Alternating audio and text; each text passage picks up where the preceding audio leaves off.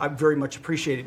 In that meeting on DC, I started my sentence by saying, the Department of Defense.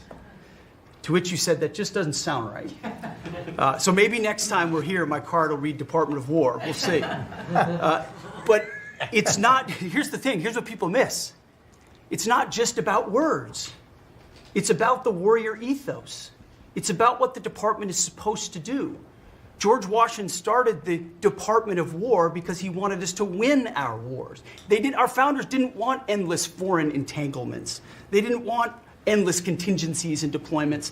They wanted an empowered military that was, the handcuffs were taken off to fight to win, and then bring those troops home. So my platoon in Guantanamo Bay, our motto was, those who long for peace must declare for war. We must prepare for war. We don't want war, we don't seek it. You are the peace president, sir. Because we are strong, our enemies know what we will do. And so whether it's Secretary of War or Secretary of Defense, that warrior ethos is changing. We're going back to basics. Our drill instructors can be drill instructors again, sir. So from the minute of the tactical of standards to the strategic of B-2 bombers, we're focused on what matters. Had a meeting yesterday on Golden Dome for America, which is on track to deliver strategically for the American people. Munitions and the Deputy Secretary making sure our stockpiles are overflowing. That's our job. I'm an honor to be a part of it, sir. Thank you for your leadership. That's great. I think I like Department of War better, but we'll make that decision, right? But you've been great. Thank you very much. So Marco, go ahead. Well, Mr. President, first of all, everyone's made this comment already and needs to be echoed again. You were elected as the President of Working Americans, and that's why this Labor Day is so meaningful. For me personally, this is the most meaningful Labor Day of my life as someone with 4 jobs. And so...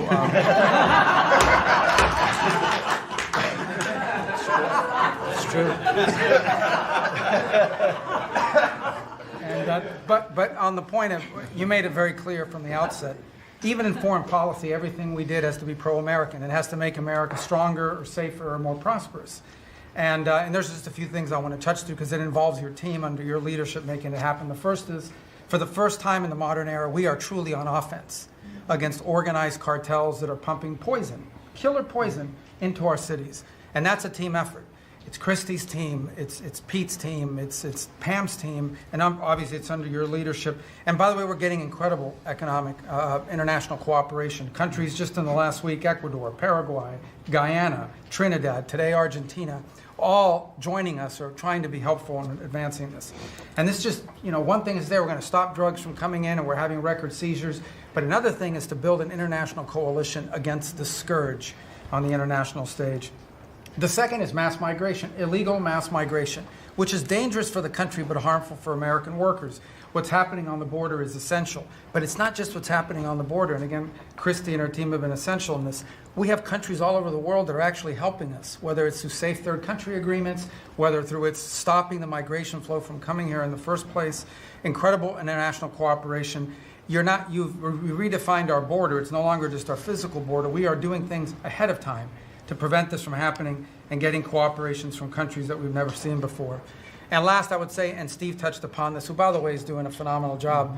Steve is both a great negotiator and he's also a nice guy, which are 2 tough things to pull off together. But it's incredible. But we both work for the peacemaker in chief.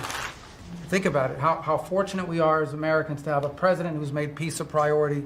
And just since the last time we've met, there was a war going on in Cambodia and Thailand. Between Cambodia and Thailand. The president just picks up the phone and tells them to stop fighting, and within 72 hours, the fighting had stopped.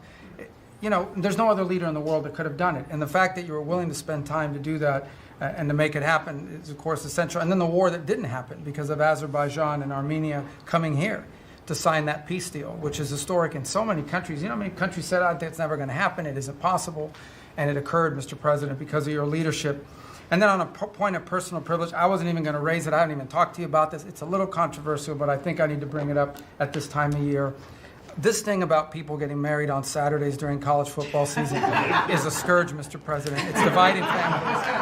I don't know if we can have an executive order on this. It's insane, but it's really difficult. There's 7 other months of the year that people can get married, so I just wanted to say that because it's very, very difficult. Thank you. Fantastic. Thank you very much. Doug, please.